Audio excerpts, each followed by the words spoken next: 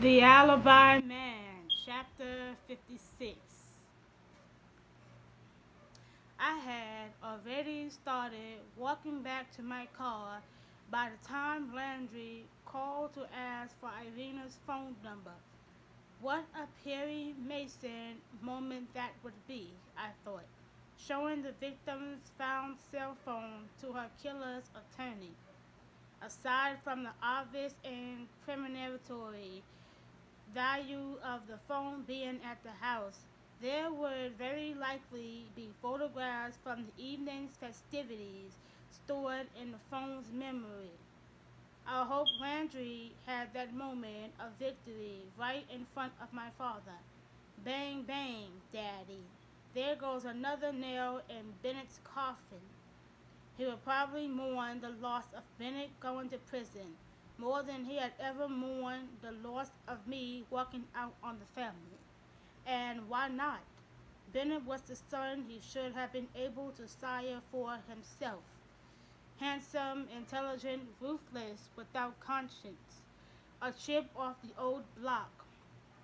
That was what my marriage to Bennett would have meant to my father, that he gained Bennett as a son-in-law. My happiness was irrelevant to him. I had been a means to an end. He should have thanked me for leaving. With me out of the picture, he had Bennett all to himself. Now he would see Bennett on visiting days in the state penitentiary, provided my father didn't get him off. There was no doubt that he would call into question every scrap of state's evidence. He would cast a shadow of doubt over every aspect of the investigation. I fully expected him to try to throw me under the bus, imply I had somehow interfered with the investigation. Even as the thought occurred to me, a chill went down my back. Landry had called me for Irina's number. If he had done that in front of my father, I could already hear the spin on the woman's scorn excuse.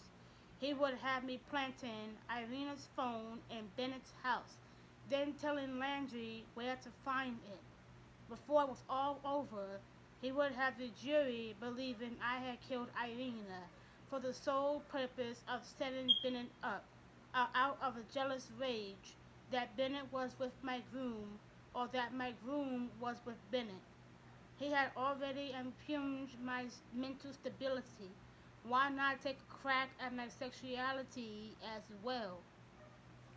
I could see the tall, gangly kid still working the valet stand on his own as I retrieved my car from the lower parking lot. His friend Jeff the Weasel was probably off selling his story to the National Enquirer. I parked for a killer. There was no sign of Barbaro's car.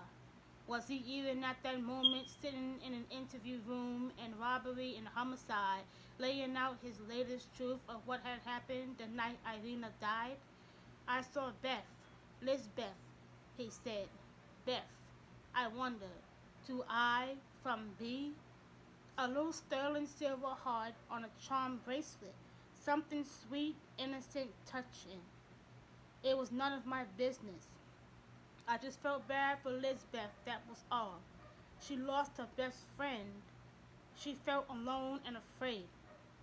I had never been as innocent as I suspected Lisbeth was before she came to South Florida, but I knew what it was to feel abandoned. My God, Elena, are you in danger of growing a heart? I certainly hoped not. No good could come of it. Sean's house was dark.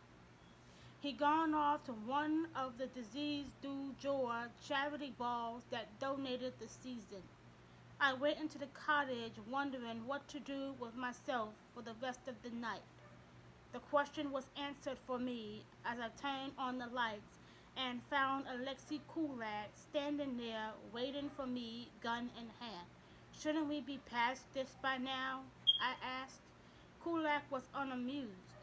He came toward me, pointing the gun in my face, backing me up as I had backed him up the night before. The cold kiss of steel touched my forehead as I backed into the wall. He stepped so close in, I could feel the heat of his body, smell his sweat. His eyes were wide and glassy, the pupils pinpoints of black. Now you find out, he said in a low voice, what happens to women who betrayed me. Like, comment, and subscribe on this video. Bye.